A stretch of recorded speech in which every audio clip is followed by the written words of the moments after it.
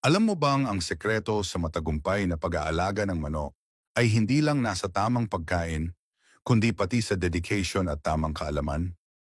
Sa pag-aalaga ng manok, hindi sapat ang basta nagpapakain lang.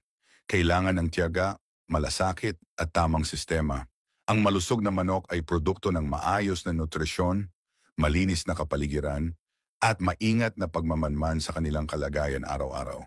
Ang bawat breeder ay may kanya-kanyang diskarte, pero ang pinaka-epektibo ay ang pagsunod sa tamang batayan ng pangangalaga.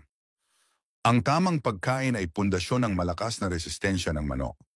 Bigyan sila ng balanseng diet na may tamang dami ng protina, bitamina at mineral. Hindi lang ito nagpapalakas ng kanilang katawan, kundi pinapababa rin ang tiyansa ng pagkakasakit. Tandaan, ang mahinang resistensya ay maaaring magdulot ng matinding problema sa iyong buong alagang manok. Pero hindi lang pagkain ang dapat pagtuunan ng pansin. Ang maayos na kulungan ay dapat laging malinis, may sapat na espasyo at may tamang ventilasyon. Ang malinis na kapaligiran ay nagbabawas ng stress at nagpapalakas ng kanilang kalusugan. Huwag ding kalimutan ang regular na pagbabakuna at preventive measures laban sa sakit. Mas mabuti ng maagapan kaysa magsisi sa huli.